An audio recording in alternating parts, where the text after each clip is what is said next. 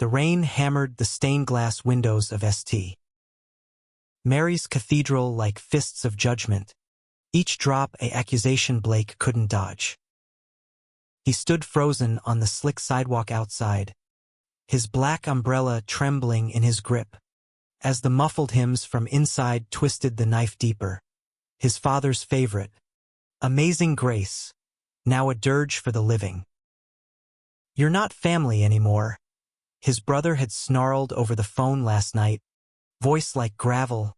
"Dad's dying wish, keep the faggot out." Blake's breath caught, a ragged hitch in the downpour, as memories flooded him. The old man's calloused hand on his shoulder during their last fishing trip up in the Adirondacks. Whiskey-slurred words about making something of yourself. "Son." That was before the letter, before the family dinner in their sprawling Boston brownstone where Blake's coming out shattered the crystal decanter and his mother's composure in one fell swoop. Now, exiled from the pews where he'd been baptized, Blake pressed his forehead against the cold iron gate, whispering to the empty air, "You can't just erase me, Dad." Not like this. The crowd spilled out after the service, umbrella after umbrella blooming like black funeral lilies.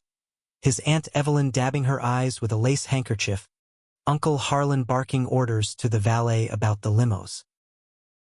No one glanced his way. He was a ghost in the gray, the prodigal son turned pariah. His phone buzzed in his pocket. A lifeline from across the city.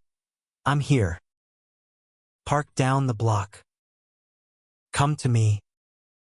Ethan." God, Ethan. The one steady thing in this unraveling world. Blake slipped through the throng like smoke, heart pounding as he dodged familiar faces. Cousins who'd once chased fireflies with him in the Cape Cod summers, now averting their gazes as if his queerness were contagious. He found Ethan's beat-up Jeep Cherokee idling under the elms, wipers slashing at the relentless rain. Ethan, tall, broad-shouldered, with that easy grin that could disarm a SWAT team, leaned over from the driver's seat, popping the passenger door. "Get in, babe. You're soaked." Blake collapsed into the seat, the door slamming shut like a verdict. The cab smelled of coffee and Ethan's cologne, that woodsy pine that always grounded him. He didn't speak at first, just let the tears come, hot and unbidden, mixing with the rain dripping from his hair. Ethan reached over, thumb brushing Blake's cheek, patient as the tide.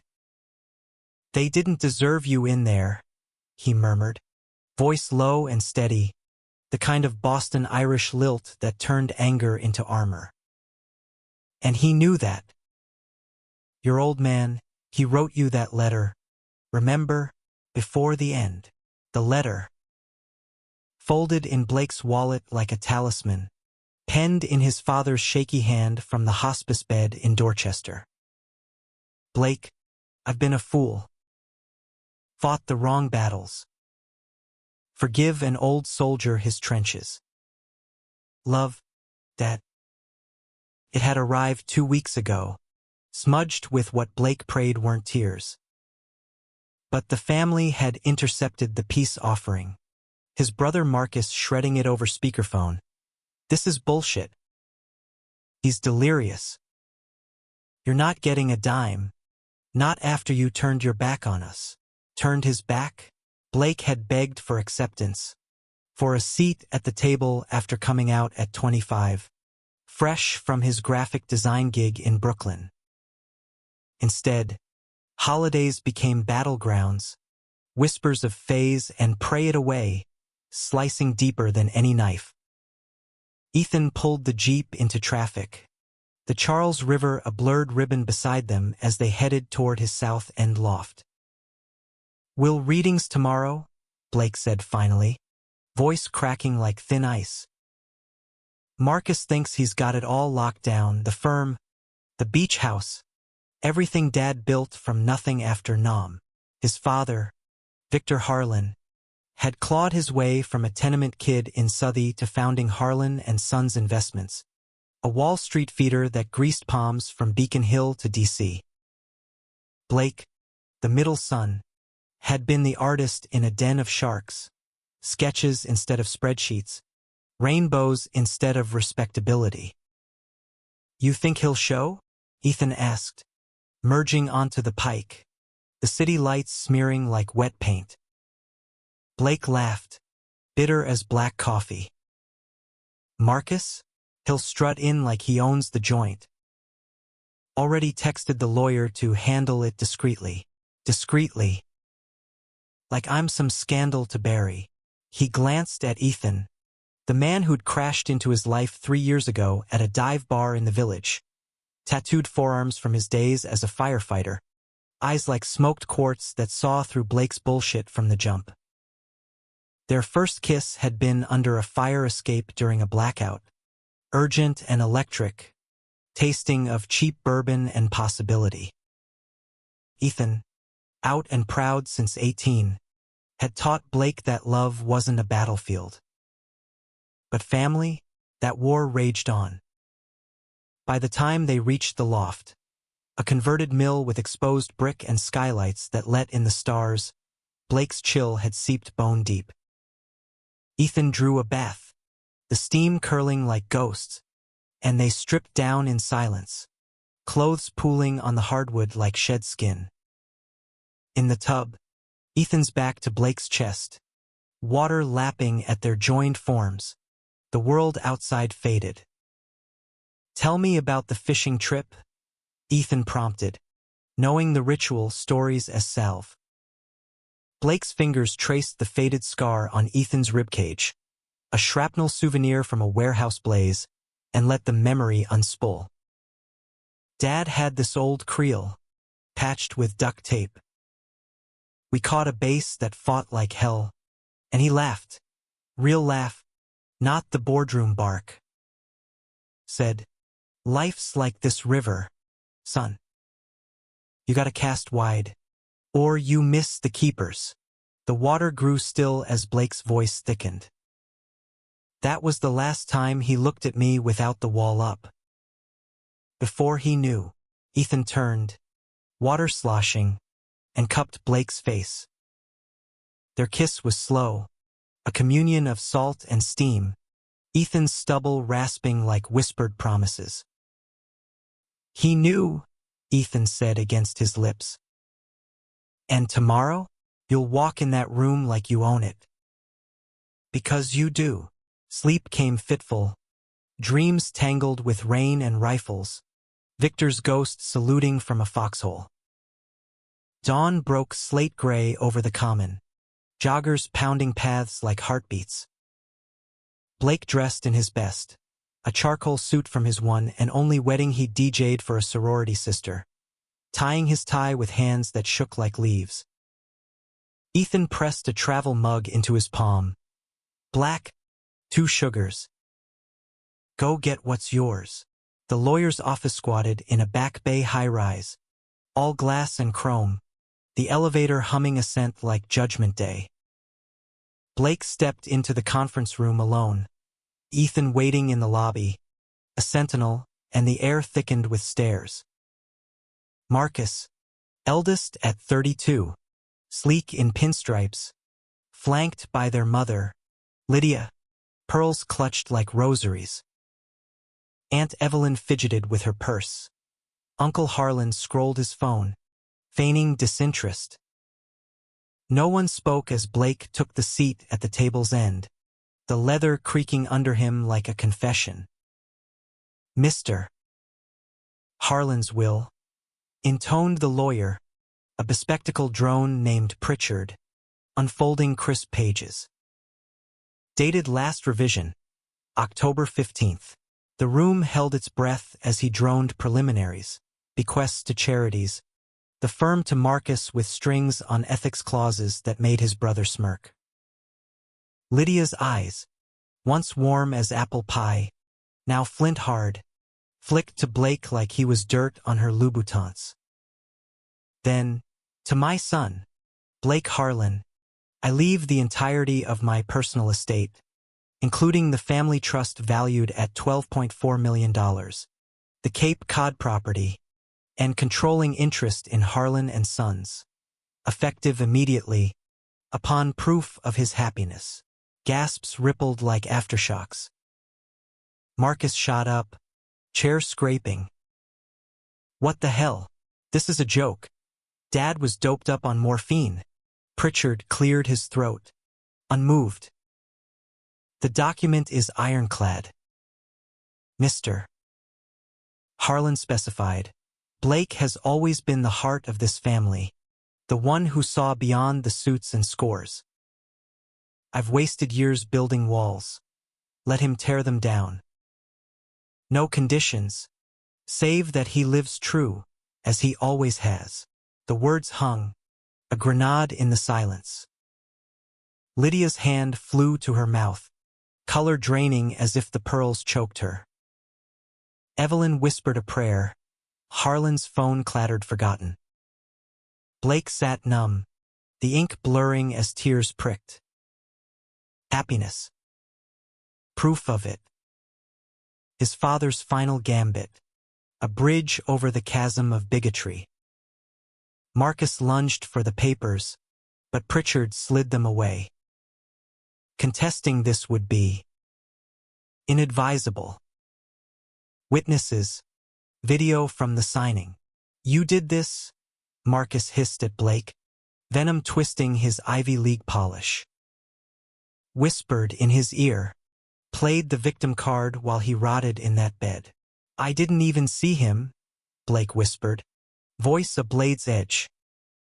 You wouldn't let me. The truth landed like a slap. Nurses bribed. Visits logged as hostile.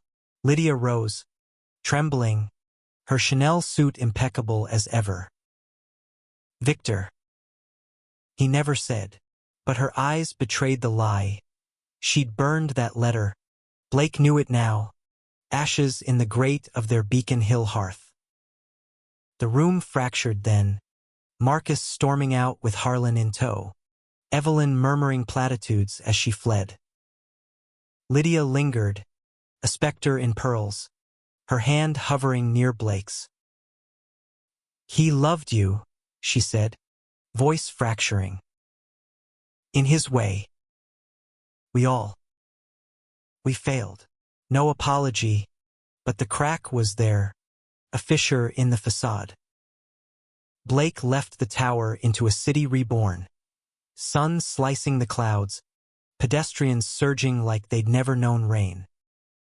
Ethan waited, leaning against the Jeep, that grin blooming as Blake approached, will in hand. Well? Ethan asked, pulling him close right there on the sidewalk, uncaring of stairs. It's mine, Blake said, laughing through the ache, the papers crinkling between them. All of it. And he knew about us, about everything. They kissed then, fierce and free, the horn of a cab blaring applause. But as they drove toward the Cape, windows down to the salt wind, Blake's phone lit with Marcus's text. This isn't over. You'll regret dragging his name through your filth. The threat lingered like smoke, but Blake deleted it, Ethan's hand warm on his thigh. For the first time, the river ahead felt wide open, keepers waiting. The drive to the Cape was a blur of autumn blaze, oranges and reds torching the roadside like Victor's temper after a bad trade. Ethan drove, one hand on the wheel, the other laced with Blake's, thumb stroking absently as if mapping a scar. They'd packed light, a duffel of jeans and hoodies, Blake's sketch pad, Ethan's guitar. Your kingdom awaits, Ethan teased, nodding at the will peeking from the glove box. What'll you do with it? Yachts? Private jets to Ibiza? Blake snorted, the sound foreign after days of dirges. Burn it all. Or give it to strays like us, kids kicked out for loving wrong. The words hung heavier than intended, dredging up his own expulsion, 25, portfolio under arm, crashing on friends' couches in Brooklyn till Ethan. Victor's bequest wasn't just bricks and bonds. It was absolution, a middle finger to the family crypt. They arrived at dusk, the gravel crunching under tires like brittle bones. The house loomed on its bluff, shingled Victorian. Widow's Walk gazing at the Atlantic like a widow's vigil. Blake's key stuck in the lock, rusted with disuse. Marcus had claimed it as the firm's retreat. Inside, dust motes danced in the dying light, the air thick with salt and neglect. "Home, sweet exile," Blake muttered, flicking on lights that buzzed to life over faded nautical prints. Victor reeling in Marlin off Key West, young and grinning, Lydia at his side in a sundress, Blake a towhead blur on his shoulders. Ethan explored while Blake wandered to the study, Victor's sanctum. Oak desk scarred from late-night whiskeys, walls lined with ledgers and framed Forbes clippings. In the bottom drawer, untouched since the diagnosis, lay the creel from their fishing trip, duct-taped, bait hooks glinting like accusations. Blake's fingers trembled as he lifted it, a yellowed photo tumbling free him and Victor, hip-deep in the acable, base flopping at their feet. On the back, in faded Sharpie, "My keeper." The tears came then, silent as tide pools, soaking the photo's edge. Ethan found him there, cross-legged on the Persian rug, and sank down without a word, wrapping arms around Blake's shoulders. "He saw you," Ethan murmured into his hair. Even when the rest were blind, they made love that night on the master bed, sheets crisp from the linen closet's lavender sachets, the ocean's roar a bassline to their rhythm. Ethan's body was a landscape Blake knew by heart, freckles like constellations across his chest, the dip of his spine where Blake's lips lingered. It was tender, unhurried, a reclaiming, Blake on top, hands pinning Ethan's wrists, whispering, "You're my proof," as release crested like waves on the jetty. Afterward, tangled in cotton and each other, Ethan traced the silver chain around Blake's neck, St. Christopher Medal Victor had given him at 18, for safe travels. "Kid, think he'd have liked me?" Ethan asked, voice sleepy. Blake hesitated, the lie bitter on his tongue. He'd have tried. Truth was, Victor's silence on the phone call's post coming out spoke volumes. Awkward pauses stretched to static, topics veering to stocks and scores. But the will, that was louder than any sermon. Morning brought clarity and chaos. Blake's phone exploded. Voicemails from Pritchard, formal transfer papers en route. Texts from Evelyn, so proud, "Dear, call your mother." And a barrage from Marcus, "Lawyers say forgery. DNA test on the signing vid, you'll fold." The threat coiled like barbed wire, but Blake ignored it, brewing coffee in the galley kitchen while Ethan scrambled eggs. "We fortify," Blake declared, sketching a rough plan on a napkin. "Audit the firm. Donate the trust to LGBTQ youth shelters. Sell the house if it choked." Ethan nodded, but his eyes shadowed. "And us? This windfall. Does it change the ring I stashed? The ring?" Ethan's proposal last summer on Fire Island. Knees in the sand. A simple platinum band glinting like a promise. Blake had said yes, but family fallout delayed the date. Elopement whispers over white dress fantasies Marcus would have gatecrashed. "Nothing changes," Blake vowed, kissing Ethan's palm. "It's always been you." But the past clawed back that afternoon. A courier thumping the door with a manila envelope. Lydia's handwriting. Elegant loops. Inside, the burned letters' remnants. Charred edges pieced like a puzzle. Along with a note, I was wrong. He made me promise to deliver this. Forgive me? Tomorrow. Blake's chest tightened. Forgiveness wasn't a faucet to turn. Ethan read over his shoulder. Jaw set. Go. For you, not her. The next day, Blake drove back to Boston alone, the Cape shrinking in the rear view like a dream deferred. Lydia waited at the Ritz. High tea spread like a peace treaty. Scones flaking, Darjeeling steaming. She looked smaller without her armor, hair silver-streaked, eyes puffy from nights Blake could only imagine. I burned it out of fear, she confessed over clotted cream, voice a whisper shard.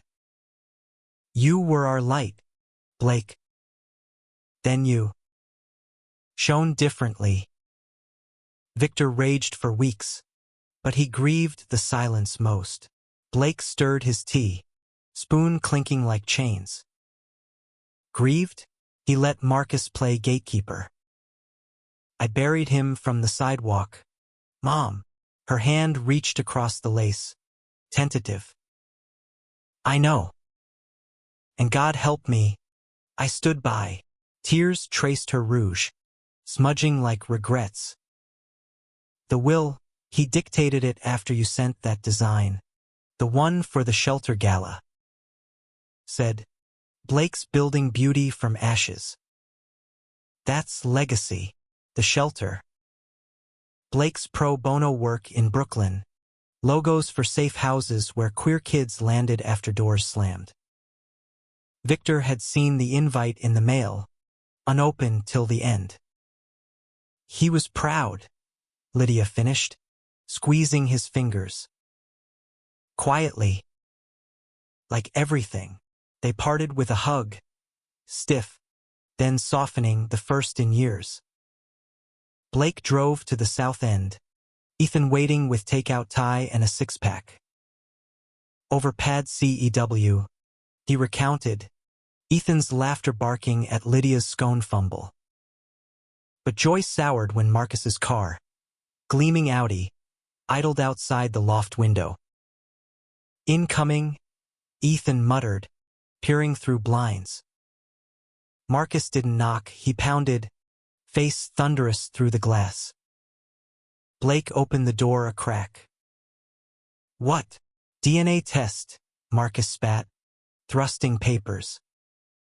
Pritchard caved, private lab, tomorrow. Dad's sample from the hospital. If the vid's doctored, it's fraud. You lose everything. And if it's real? Blake challenged, door easing wider. Marcus's laugh was oil slick. Then you're the golden boy. But I know you, little bro whining to nurses, playing martyr. Dad pitied you. The word landed like a gut punch. Pity, the ugliest mask for hate.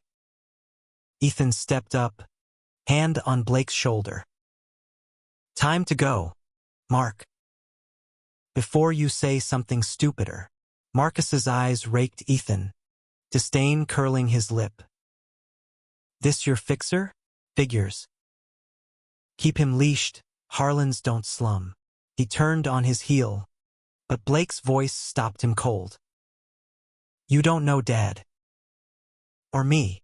The door shut with finality, lock clicking like a period. That night, doubts gnawed as they lay awake, ceiling fan whirring accusations.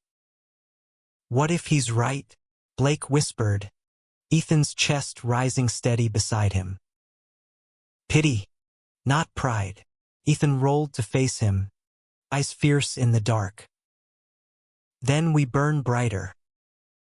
Ring or no ring, will or no will, you're enough. Dawn brought the lab a sterile Quincy clinic, fluorescent hum mocking the stakes. Marcus arrived late, smug in seersucker, flanked by a shark-suited attorney. Pritchard met them in the lobby, face ashen. "Unnecessary," he said, handing over a sealed drive. "The video's time-stamped, notarized. But proceed if you must." The tech, a no-nonsense nurse named Carla, swabbed cheeks with clinical detachment. Marcus first, gagging theatrically. Blake last, tasting cotton bitterness. "Results in 48, she said. "No peeking." Marcus leaned in as they exited, breath hot. "When it tanks, remember you forced this." "Family's all we got." "Family?" Blake echoed, rain starting again, pattering the awning. "You banned me from saying goodbye." A flicker, guilt, crossed Marcus's face, gone like lightning. "Dad's wish. Protect the name." The drive home was silent fury, Ethan blasting Springsteen to drown it. But at a red light in Dorchester, Blake's phone chimed. "Evelyn. Found this in Victor's safe letter to you. Read before the test." Attached, a scan, dated a month before the end. "Blake, if you're reading this, I'm gone, and I botched the living. Fought in jungles so you wouldn't have to, but built walls higher than Hanoi. Your truth scared me, still does, but it's yours. Ethan sounds solid, trust that. The firm's yours to remake, not repeat my mistakes. Be the man I couldn't. Love always, Dad." Blake pulled over, sobs racking as Ethan idled the engine. Proof. Not pity, love, jagged and real. "He knew," Blake gasped, clutching the phone. "About you." "Us." Ethan's grin broke wide, pulling him across the console for a kiss that tasted of rain and redemption. "Told you." Keepers. The test results came via courier 2 days later. As they prepped for the Cape, grocery bags rustling with lobster rolls and local IPA. Pritchard's seal unbroken, but Blake tore it anyway, match confirmed. Signatories authentic. Marcus's follow-up text was a white flag emoji, then radio silence. Lydia called that evening, voice tentative over the bluff's wind. Tea again? With Ethan. They met at the house. Awkward quartet around the driftwood table. Scones thawed. Ethan charming Lydia with FDNY tales. Blake sketching idly, a family portrait. Lines softening old angles. Marcus didn't come, but Evelyn did, bearing Victor's purple heart. "For the mantle," she said. "Where it belongs, with the heart." As dusk fell, stars pricking the sky like promises, Blake and Ethan walked the beach, waves gnashing pebbles. The ring, platinum simple, slipped onto Blake's finger under a quarter moon.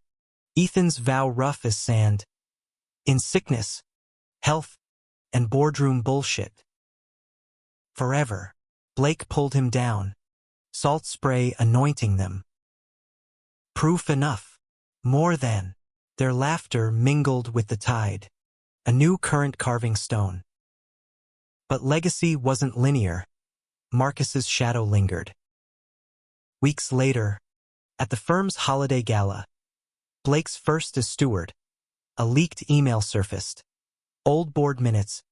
Victor's scrawled note blocking Blake's distraction hires for queer outreach. The room buzzed, whispers like hornets. Marcus, cornered by reporters, sneered on camera. Blood's thicker, but ambition's blind. The betrayal stung fresh, a scar reopened. Blake faced the press that night, Ethan's hand hidden in his pocket. "My father built this on grit. I'll rebuild it on grace, for everyone shut out." The clip went viral, Harlan and Sons trending with queer legacy. Marcus resigned by New Year, slinking to a rival in Philly, poison pill in his contract. Courtesy of Pritchard. Lydia visited more, tea evolving to dinners, her apologies baked into apple crisps. Evelyn hosted a commitment ceremony that spring, Blake and Ethan in linen suits on the widow's walk, vows exchanged to gull cries. The Wills windfall funded the Blake Harlan Foundation, shelters from Boston to the Bay, art programs for outcasts. Victor's creel hung in the Cape study, photo framed beside it. Keepers, plural now. One July Eve, fishing the Ausable again. Ethan hooked a bass that fought fierce. Blake netted it, Victor's laugh echoing in the spray. He'd approve, Ethan said, gutting the fish with practiced ease. Blake reeled in his line, green eyes on the horizon. He already did. Summer thickened into a haze of board meetings and beach bonfires, the Foundation's launch party drawing donors in seersucker and solidarity pins, a far cry from Victor's cigar-choked closers. Blake navigated it all with Ethan's quiet steel at his back. Handshakes with venture vultures who eyed his ring like a glitch, speeches that turned skepticism to nods. "You're a natural," Ethan murmured post-toast, nipping his earlobe in the coat-room shadows. "But tonight, you're mine." Their lovemaking on the Cape deck was fevered, stars wheeling overhead as Ethan mapped Blake's body with tongue and teeth, claiming marks blooming like victory flags. "Marked territory," Blake gasped, arching into the rail, ocean applauding below. Ethan chuckled, low and wicked. "Damn right. Harlan empires got nothing on this, but empires crack." September brought the audit, Pritchard's team unearthing Marcus's skeletons, off-books trades, clients funneled to cronies, a slush fund padded with discretionary fees. The SEC circled like gulls, headlines screaming Harlan air hunts rogue brother. Marcus, from his main line bunker, lawyered up and lashed out. Anonymous posts on finance forums painting Blake as the woke wrecker, digging up his coming-out column from a queer mag, Daddy's disowned darling, the betrayal metastasized, family fracturing anew. Lydia, mid-Manhattan lunch, clutched her pearls as reporters swarmed. "No comment," she hissed to Blake over the phone, voice wire-taut. "But Marcus," he called last night, said, "you're ruining everything Dad touched." "Everything," Blake echoed, pacing the loft, Ethan sketching logos on the couch. "Or just his golden parachute?" Her sigh crackled the line. "He's lost, like we all were. Give him grace, grace." The word soured, Victor's trenches whispering otherwise. Blake hung up, slamming cabinets till Ethan pulled him into a bear hug, chin on his crown. "Breathe, babe. This is war. Not Waterloo. War it was." The SEC raid hit dawn, agents in windbreakers combing the Back Bay office while Blake watched from across the street, coffee cooling in his grip. Pritchard met him after. "Ty Askew, Marcus cooked the books for years. Your father's will? It was his wake-up, clean slate for you." The slate shattered that week. Marcus's presser, flanked by fox suits, tears crocodile dry. "My brother's vendetta, using Dad's death to settle scores. I protected the firm. He wants to pinkwash it." The clip looped on cable, pundits piling on. Legacy or liability? Blake's response was an op-ed in the Globe, blood, betrayal, and building better. Raw, unfiltered. Victor's letter reprinted. Ethan's ring photo caption proof of happiness. It trended harder, Harlan heart outpacing the hate. Donors doubled down. A queer congressman called for coffee. But the personal toll carved deep.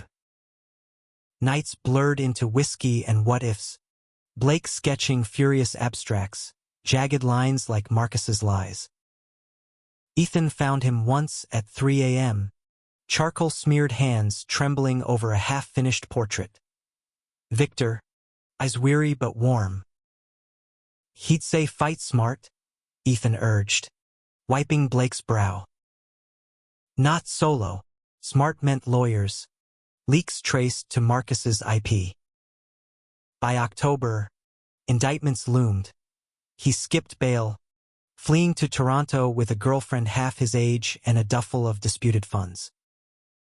Lydia flew up, unannounced, bearing pie and pleas. "He's your brother," she begged over the kitchen table, Ethan's pie slices untouched.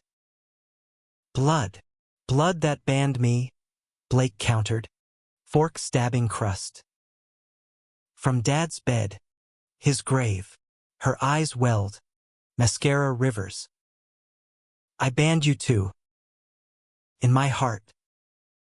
Forgive me first." The dam broke then, hug fierce, sobs shared like sacraments.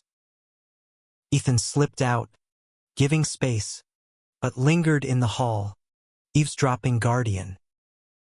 Lydia left with a truce. Write to him. Before the cuffs. The letter Blake penned that night was ink and ache. "You were the big brother who taught me to ride waves, not the one who drowned me out. Dad chose grace. Choose it now. Return. Face it with us." No reply, but a week later, a package. The burned letters original, singed but whole, postmarked Vancouver. Inside, Marcus's scrawl, "You win. But Dad's ghost haunts us both. Tell Mom I'm sorry." November chilled the Cape, leaves skeleton rattling. The foundation's first shelter ribbon cut, Blake wielding shears, Ethan beside in flannel, a dozen teens cheering from the steps. Cameras flashed. Lydia beamed from the crowd, Evelyn dabbing pride tears. No Marcus, but his absence echoed progress. That eve, bonfire on the beach, sparks spiraling like freed prayers. Ethan pulled Blake aside, guitar slung over shoulder. "Wrote you something," strums soft, then swelling, a ballad of rivers and rings, voice gravel honey, cast wide, my keeper, in the fight or the calm. Blake joined harmony, off-key but earnest, flames gilding their faces. "Marry me proper? Here, next summer, twist my arm." Ethan grinned, kissing him salt-singed. Winter brought trials, Marcus extradited, plea deal for testimony that gutted the slush fund. Courtroom reunions were glacial, Lydia mediating, Evelyn praying in the gallery. Blake testified last, voice steady, he betrayed the name. But blood, that's mine to mend. Sentence, 5 years, white-collar wing. Post-hearing, in the courthouse shadow, Marcus met Blake's gaze through glass. "You were right," he mouthed, nod fractional. No hug, but a start. Spring thawed grudges. Lydia planned the wedding, catered lobster, strings on the widow's walk. Evelyn officiated, rainbow stole over her cardigan. Guests, foundation kids, FDNY buddies, donors turned friends. Vows exchanged at sunset, Ethan's I do booming like cannon. Blake's whisper soft, tear-choked. Honeymoon in the Adirondacks, cabin by the Ausable, creel unpacked as talisman. They fished at dawn, base-biting eager. Think he'd crash, Ethan joked, reeling one in. Blake smiled, line taut. In spirit. Casting wide. Years folded like ledger pages. Foundation franchised coast to coast. Harlan and Sons rebranded Harbor Equity. Inclusive. Audited transparent. Marcus paroled early. Community service at a shelter. Awkward amends over coffee. Then cookouts. Lydia softened into Nana when they're first.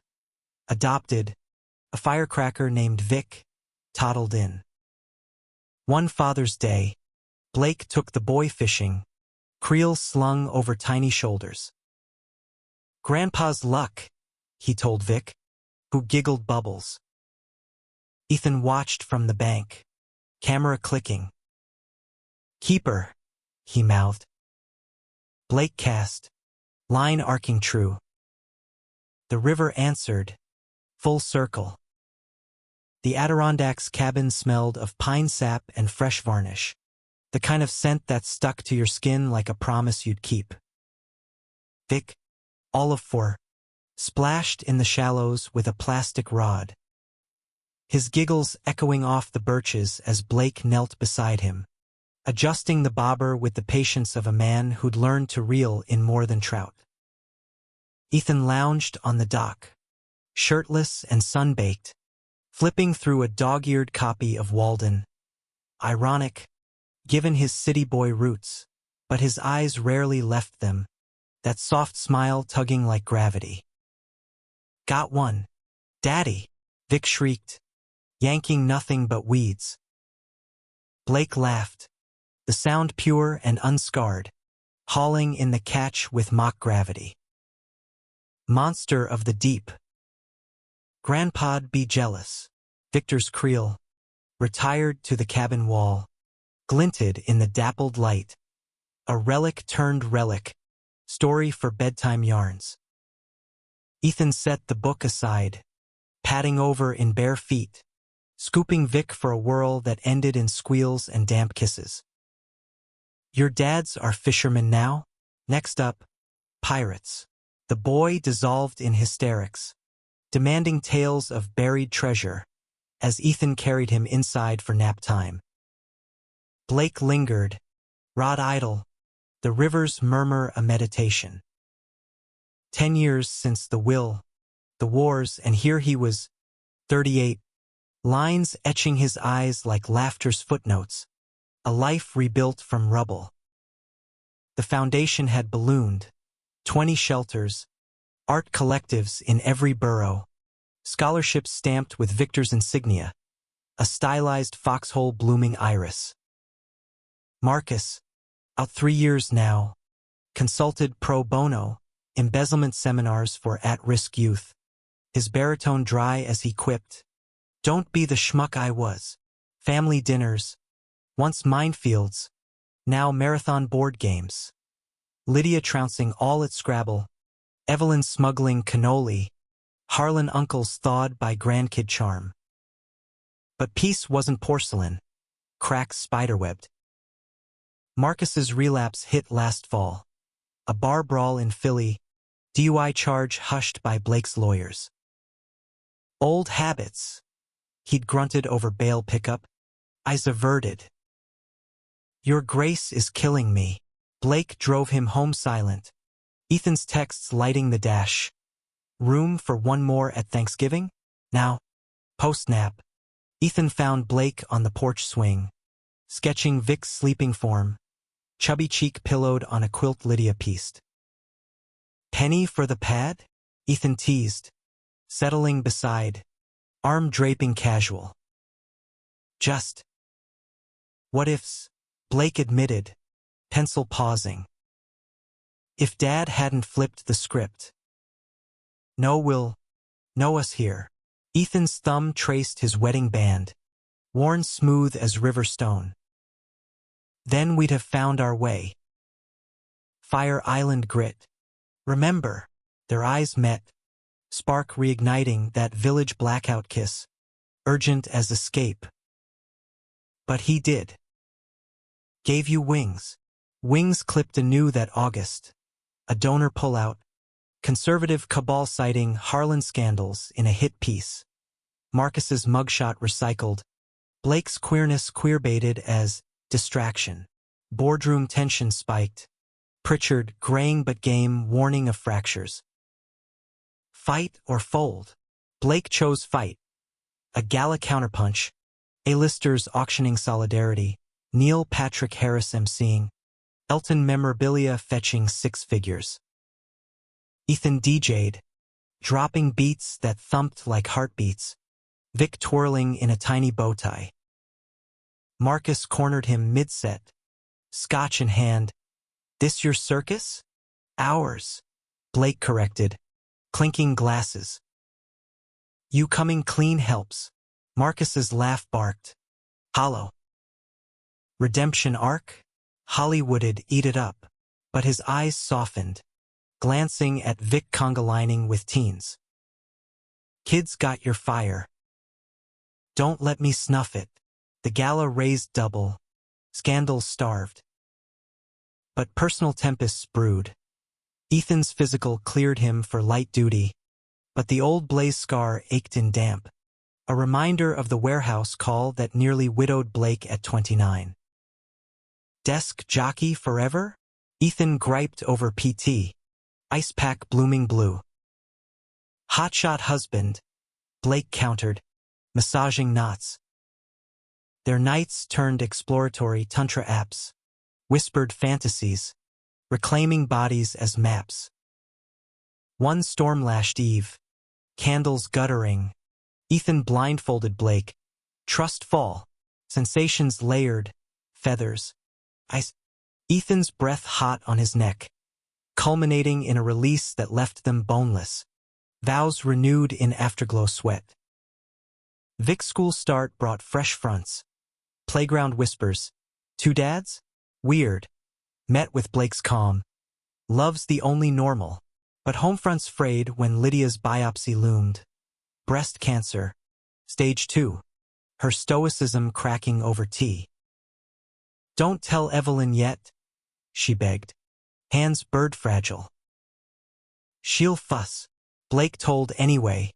The sisters tag-teaming. Chemo shuttles. Wig fittings. Bone marrow drives. Marcus stepped up, driving her to infusions, his baritone crooning Sinatra to drown the drip. "Family's a bitch," he admitted to Blake in the hospital lot, rain sheeting windshields. "But worth the bite." Lydia rallied. Remission by Christmas, holiday spread epic. Menorah beside creche, Vic's dreidel spins chaotic. Toast circled. To Victor's ghost, generous grader. To Marcus's parole, plot twist hero. To Ethan and Blake, anchors entwined. Spring unfurled scandals anew. A foundation whistleblower, alleging favoritism in grants, traceable to Marcus's old cronies. Grudge-fueled forgery. Feds knocked again. This time Blake's office a crime scene tape ribbon. "Not again," Ethan growled, pacing the loft as Vic napped oblivious. Blake's presser was steel. Transparency's our creed. "Investigate, we'll illuminate." The probe cleared in weeks. Docs forged offshore. But the toll lingered. Vic's therapy sessions unpacking bad guys at daddy's work. Healing came circuitous. Family campout in the whites. Tents pitched sloppy. Esmores charred. Around the fire, stories swapped. Victor's foxholes. Marcus's lockup lessons. Ethan's near-miss inferno. Vic, marshmallow smeared, piped, "My daddies fix everything." "Not everything," Blake murmured, Ethan's knee bumping his. "But we try." Summer circled back to the Au Sable. Creel dusted for duty. Vic hooked his first real bass, thrashing silver. Pride puffed. "For Grandpa," he crowed, Blake netting it gentle. Ethan snapped the pick. 3 generations in a frame, ghosts included. That night, cabin quiet, Vic abed with tales of pirates. Blake and Ethan slipped to the dock. Fireflies pulsed like code. The river lapped conspiratorial. 10 years, Ethan said, pulling a velvet box, new rings, etched with keepers. Renewal, Blake breathed, sliding his on, gold warm as skin. Always, their kiss deepened, hands roaming familiar, jeans unzipped, breaths mingling as stars witnessed. Slow, sacred, Ethan entering with a groan, Blake's nails digging crescents, rhythm sinking to the current. Climax crested shared, a vow voiced in shudders. Forever, in the fight or the flow. Dawn broke golden, lines cast wide. Vic's whoop shattered silence. A perch, Blake reeled, Ethan netting, laughter triune.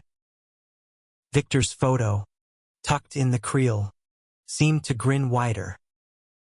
Legacy wasn't ledgers or lawsuits. It was this lines arcing true, keepers caught, released to swim free.